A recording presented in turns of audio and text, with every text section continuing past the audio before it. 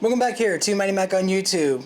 Once again, if you guys enjoy the content that we've been providing here for the past few months, then be sure to subscribe to the channel today so you don't miss any of the action as we head into the summer months. We're going to be in Norwalk, Ohio for the Summer Racing Equipment Nationals out at Norwalk next weekend. We're going to be covering the summer months of the NHRA stretch. Might try and squeeze in one more race, but it's very unlikely because of the distance. But again, if you like what we've been doing over here with the race recaps, with the interviews, with the highlight packages and all that, be sure to subscribe to the channel today so you don't miss any of the action as we ramp up our content towards the U.S. Nationals and the very illustrious countdown to the championship. And without further ado, let's get into the video.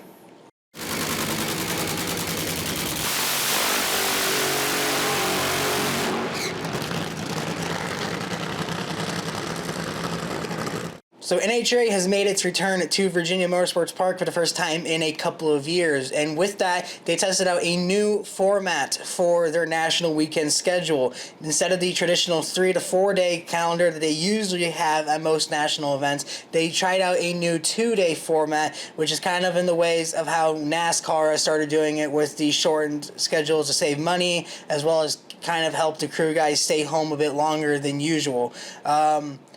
Amongst the teams and the drivers, it's pretty well liked because a lot of the guys got to be able to stay home an extra day longer than what they usually would have. And basically what this was is they would run 3 rounds of qualifying on Saturday and then run the race on Sunday. So there would be no Friday action for the pro categories. They still had sportsman categories with, I believe, Pro Mod and Top Fuel motorcycle as well. So since it's still out amongst the fans, they are asking fans who are at the race to give their reviews and what they thought of it, because obviously that's something they're going to care about, because they might try and implement this more towards the later half of the season, if not adapt it to the 2025 schedule. So whether or not this was a home run or not is still being talked about. But however, the big story of the weekend, and probably what you clicked on this video for, is without a doubt going to be the incident that happened during round 1 of eliminations in Nitro Funny Car, involving none other than NHRA icon John Force, who had what I can only describe as a horrifying accident in his matchup against Terry Haddock. To give you kind of a rundown on what had happened. During his round 1 matchup against Terry, John would have issues towards the finish, and it resulted in a massive explosion. John would try to save the car and keep it from hitting the right lane wall. However, while trying to save it, the car would end up snapping to the left and out of John's control. What would end up happening from then on is it would cross over the center line at over 300 miles an hour, slamming into the left lane wall. Luckily not hitting Terry Haddock, who had smoked the tires at about half track already, so he was way out of the way of that wreck. Thank goodness for that. I talked to one of the crew guys on that team after it happened, and they said that Terry was shook having seen that because of the fact that he could have very easily have been right there and collected in that accident. We could have been talking about a whole different story than what we are right now. So John would cross the center line over 300 miles an hour. He was reported to have hit the wall at about 302 miles an hour. The car would ricochet off that wall, back across the lane again. It would end up on its side for a split second, almost flipping over before going almost head on into the right lane wall, which then just destroyed the car. It was a heap of a mess by the time it stopped. I believe it skidded on the racetrack and ended up back over in the left lane. So regardless, horrifying accident. The only way I can describe it is the only wreck that he's had that is worse than that was his 2007 wreck at Dallas. And to give you, like, anybody who has seen that wreck, you can have an idea on how bad it really was. As for how John is, he was reported to have been awake and alert at the scene of the accident and was responding to the safety safari and the first responders. Fox Sports caught him on camera being able to get out of the car. He was helped out of the car because he had to climb out of the top. So he was helped out, but regardless, he was walking under his own power. He was talking to people, looking at people. He sat up. He got on the stretcher to get put into the ambulance, but according to what we saw, he was somewhat up and walking, even if he was being helped by the safety safari and the first responders, but that could have been very much a precautionary thing. So he would end up being taken to a local hospital for further evaluation. He would not be back for round 2, and it was reported after the final that he was going to be held overnight for observation in the ICU department. Another update that would be given from Brittany Force, who had lost her round 2 matchup, but we'll get to later. She would end up telling Fox Sports' Amanda Busick, "My dad's going to be okay. I was in the ambulance with him, holding his hand. He's one of the toughest people I know, so he'll bounce back like he always does." After that, neither NHRA or John Force Racing has yet to release a full statement. They both have kind of released beginning statements of this is what happened, here's where we're at right now. So there's no word on John's condition other than what we saw before he got into the ambulance. I'm not going to sit here and begin to speculate on John's condition outside of what we have just been told right now. All I'm going to say is keep John, his family, his team, and the entire NHRA paddock in your thoughts and prayers tonight, because that was a terrifying incident, and without a doubt you could feel the mood change. Even when you're watching through TV, you could feel the mood change with how that accident happened, because the excitement was still there, but obviously it was a big pitch because it kind of reminded everybody what it is they're still doing. And it made it kind of the fact that it's just a really rough accident. But the one thing that I did want to point out that I thought was kind of an interesting note. This past Friday was the 16th anniversary of Scott Coletta's fatal crash back at Englishtown in 2008. For John to have one of the worst wrecks of his career, like I said, second to only his 2007 wreck in Dallas, and be awake and responsive, says a lot about the safety innovations that the series has implemented following Eric Medlin and Scott Coletta's accidents, much of which themselves can be traced back to the work that John Force Racing has done with the work that he did with Ford, the work that he did with the United States Air Force, even following the Medlin crash. Incredible to say that 16 years after what we saw in Englishtown, that's where we're at. Because if this wreck happened back in 2007, we would be talking about a very, very, very different story than what we are now. The fact that he had a wreck as violent as that and got out of the car speaks volumes to how these cars have progressed in the 16 years since that happened. Just absolutely incredible. Looking into the highlights from today's action in Pro Stock Motorcycle. Steve Johnson would race against Gianna Evaristo. Gianna would have a stellar reaction time and run away to the round win while skating towards the center line. Gianna continues to build momentum off of her Bristol performance. Hector Rana Jr. and Mark Ingerson would leave near identical off the line. Hector, who has been stellar all weekend, continues to improve and gets the win, looking a lot similar to the summer swing he had last year. John Hall and Kelly Clance would race next. John gets a massive advantage off the tree, ends up costing Kelly as she would run a tenth faster but would lose via a hole shot. Chase Van Sant paired up with Ron Torno. Ron had a better reaction time, but Chase continues to look strong and runs a 6.82 to get the win. Probably the big upset of the class, Matt and Angie Smith would once again meet in round 1. Angie, who has struggled the past 2 weekends, would beat Matt on reaction time, and once again, when Matt looks in the right position to finally take down Gage Herrera, loses it in round 1, and Angie gets a much needed round 1 victory. E.G. Kawakami would cut an 0.11 reaction time against Vance Hines' Richard Gadsden, but the lack of power in his bike bogged him down as Richard Gadsden handily ran around and took the win. Chris Bostick, who has had a terrible weekend so far, will cut a 0.07 light on reaction time and make his first clean run of the weekend. But sadly, it would not be enough to hold off Gage Herrera, who would end up making history, scoring his 36th consecutive career round win, beating the all-time record set by Bob Glidden, a record that I believe, from what they're saying, has stood for almost 40 years. In round number 2, Gianna Evaristo and Richard Gadsden run near identical down the track for the whole race. Richard Gadsden gets the win on the whole shot. Gianna, regardless of the fact, still looks a lot stronger than she did at the beginning of the season. She is starting to get the hang of that V-twin Buell. For the second weekend in a row, Chase Van Sant throws away a round win as he red lights against John Hall, who would end up advancing to the semifinals. Angie Smith and Hector Rana Jr. saw it and said, hey, why don't we do that too? A double red light to decide a semifinal matchup. While Both of them were red light. Hector would end up getting the victory as his red light was a 009, Angie's was an 037. So regardless of the fact that Hector fouled out, Hector gets the win. And then lastly, because of the fact there's only 14 bikes on the property, Gage got a bye run to move on into an automatic semifinals appearance. In the semis, Hector Haddock Jr. would again red light it and throw away a possible final round appearance. He would give Richard Gadsden an easy win for his first final round appearance since the Charlotte 4-wide, and then John Hall would get a better reaction time off the line. Gage rockets around him immediately and takes the win to secure an all Vance and Hines final.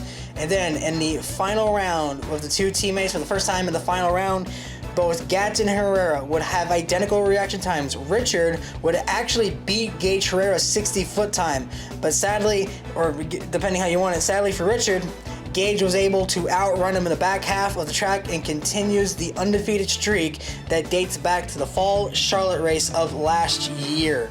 So again, he's swept the season so far. The streak is still alive. He has a possibility of beating Dave Schultz's 1994 record as it stands. Moving in to Pro Stock. First pair out was a rematch of the finals back at Bristol, and in the 109th time that they've matched up together, the cars will lead equally between Jed Coughlin and Greg Anderson. Jed would drive it towards the center line, and it was enough to slow him down to allow Greg to open up a gap and take the win. Next up, Jerry Tucker would meet up with Bo Butner, who is filling in for the Quadra Boys this weekend, who had attended business matters back home. And so while Bo is driving, I believe it was Christian's car, in his return to Pro Stock, he gets the win over Jerry Tucker. Dallas Glenn, who is running a new car this week, would face off against Mason McGahey. Another clean run by both cars. Dallas left first and runs a faster AT to take the win. Aaron Stanfield would race against Val Spielin. Val drives towards the wall. Aaron has a clean run and is able to take the victory. Troy Coughlin Jr. would match up against Matt Hartford. Troy had a slight advantage off the line, but Matt's car stutters it early and allows Troy to run away to take the win home. Derek Kramer and Chris McGahey would also leave nearly identical and ran side by side to the win. Derek narrowly edges out Chris to take the round one victory. Brandon Miller would face off against Eric Latino. Brandon would leave first, but Eric powered around him to get the victory to move on to round two, a much needed round win for him, while Eric has had a very struggling past couple weeks trying to get out of the first round after having very good qualifying performances. And then lastly, Kenny Delco would meet up with Erica Enders, and while they were the last pair on the racetrack, Erica would just gun Kenny out the line, run away, have a full-length win to move on into round two. Speaking of round two, Aaron Stanfield got to jump off the line. He was able to gap Troy Coughlin Jr., easily gets the win there. Derek Kramer would square the tires off the line. Dallas Glenn gets an easy round win. Erica Enders jumps off the line, but is not able to hold off Greg Anderson, who has had some very strong performances the past couple weeks running in the heat. Greg Anderson goes back to another semi-final appearance. And then lastly, Eric Latino slept on the tree. Bo Butner cuts an 0.59 reaction time and continues to build on his return weekend as he goes to the semis. As for anybody who's wondering about his Mountain Ward Pro Stock performance, he lost it in round one. In the semifinal matchup, Bo Butner would get the advantage off the line. Both cars run identical 60-foot times, but Dallas Glenn is able to drive around and take the win to advance to his first final round since Chicago.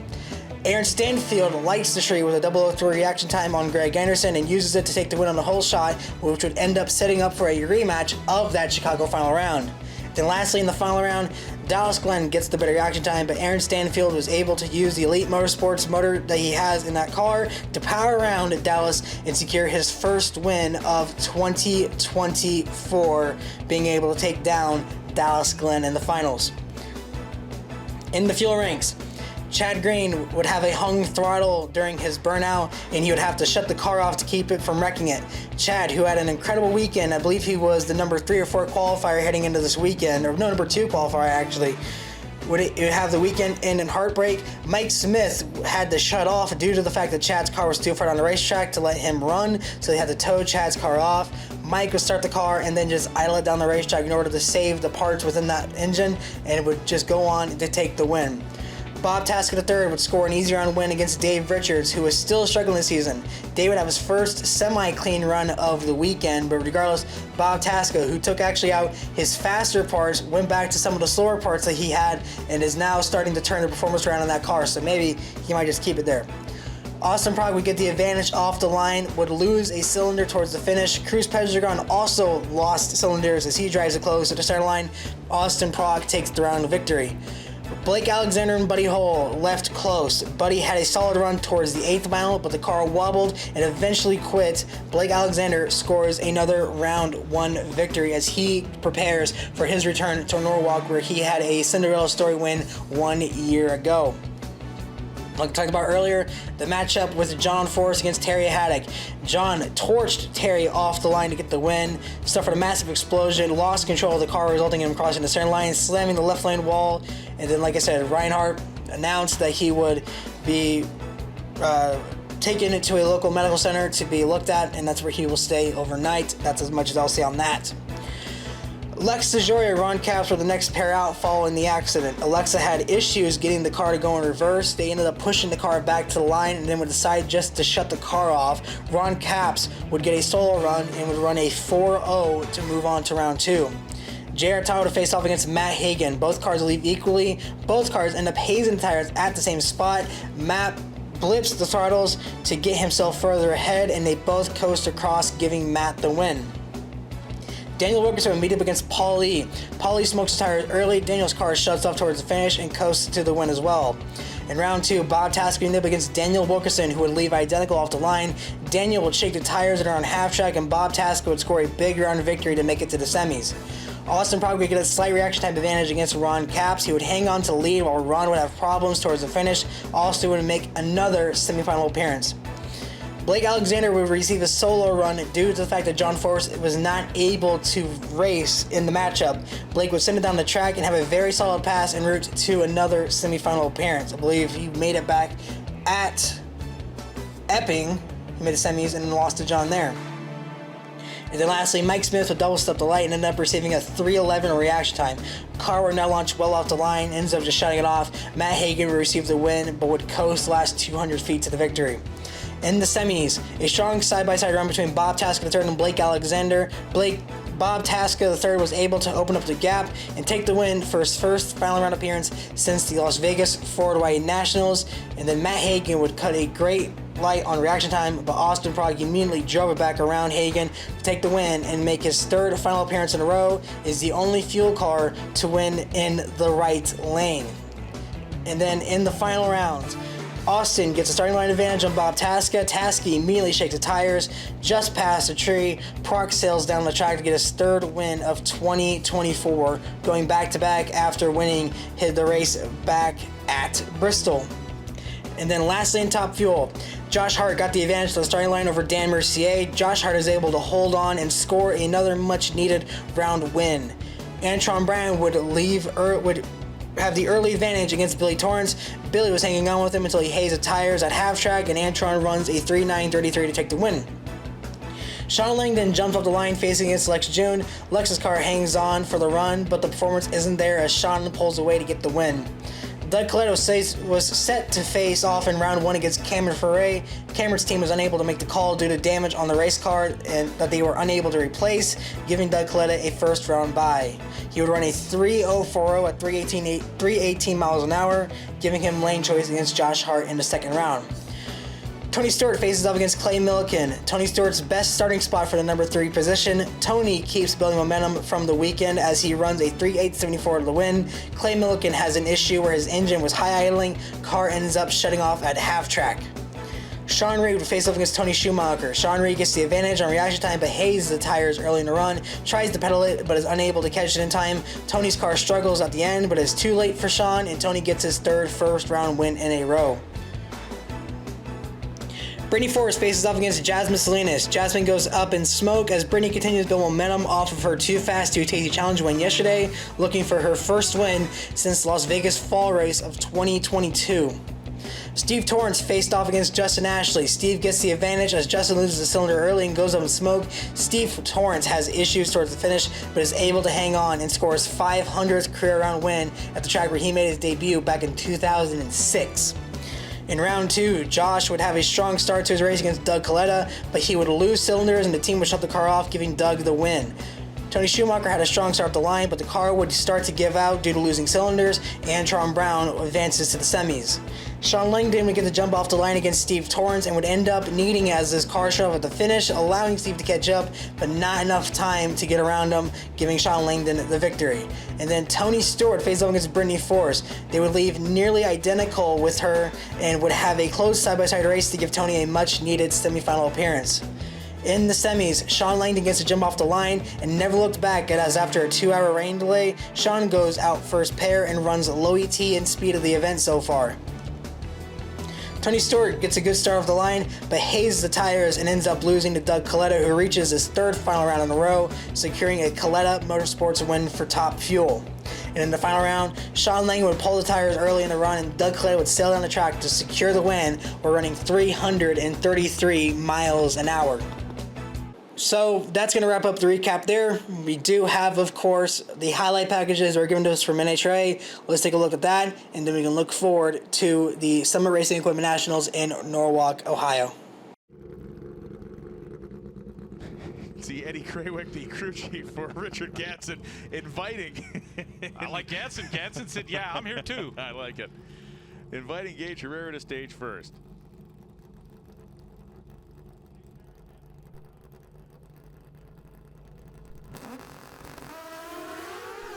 They both lead with exactly the same reaction time, 22 and 22. And for the 10th time straight, Gage Herrera has claimed a Wally. 675.5 beats a 678.6.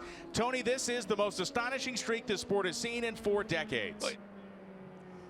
And Brian, his team has made it up here to celebrate this streak as well. Brian Loans called this an astonishing streak that we haven't seen in drag racing in over 4 decades. How do you describe the ride that you're on, Gage? It's hard to describe it. I mean, it doesn't seem real to me. I mean, that was an awesome final, for whole Vance Hines, Motul, Revzel, Suzuki, just all of Vance Hines. I mean, me and Richard had the same light off the line, and can't ask for a better race like that, but all Vance Hines final. But to get 10 straight wins and now, hold that record, that national record and all that, I mean, it's just, I don't know. I don't want to cry on camera, but it's just crazy. I never would have thought, my name would have been in any type of history book, and it's just amazing. So it's time to celebrate tonight. It's gonna be good for whole Vance Hines, and not only that, but me. So this was probably the biggest monkey of all, and I'm glad it's off my back. Thank you. The Pit Boys drone shows us the starting line. Glenn appears to have a much better move early. You watched him begin to drive away. The 007 reaction time isn't going to hurt things. And at the finish line, it is Aaron Stanfield. 661.4 beats a 661.7. Stanfield wins the drag race by a very slim margin. And that one goes to Elite Motorsport. Brian, just prior to this interview, we pulled Aaron Stanfield aside. His baby girl was holding the Wally that is in his hand. I can't imagine there is a better feeling than seeing that. After 2 runner-up finishes, you're now holding the Wally. How will this further kickstart your season? These things are hard to win right here, but I got my wife and my baby girl here with me this weekend, and it's pretty special to see. She can see why Daddy's gone all the time, so it's very special. But I was blessed with a wonderful opportunity to represent JHG this year, and thank you to Jason and Nikki Johnson. We're going to have another Wally coming back to Nashville, and thank you to Melling. Thank you to Joe Janik, all the guys at Elite Motorsports. These guys worked their tail off on this hot rod today. It was hot, it was wet, and man, it's special. It's hard to put into words, and all I can say is these things are hard to win, so enjoy them while they're here. And Travis, we finally got that first win. We held our breath to even get past the first round here. Who knew we would see this magic happen in front of us? And Tasca blazes the tires, and Austin Brock, low AT in the meet, 392.1, 327 miles an hour, a 49 reaction time. That is all of it. A slam dunk from the 3-point line for Austin Brock. Austin, your third Wally in Funny Car is one I'm sure you won't forget in your entire lifetime. At the top end in Bristol, you said you were living your dream. John Force was a believer in that dream. Where will that Wally go? It's going straight to the hospital, to John Force. Well, shit, I hope he's out, actually, but, well, I'll find out. But this is definitely dedicated to John Force.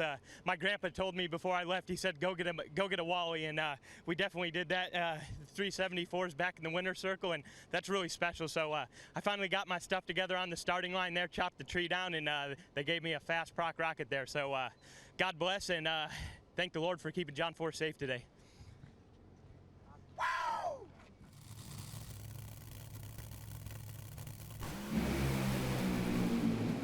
And Doug Coletta is going to roar down the left side of the racetrack. 375.9, a beautiful run for Doug Coletta, the quickest run of eliminations at 333 miles an hour. Langdon was out on him by 5 thousandths and then up in smoke.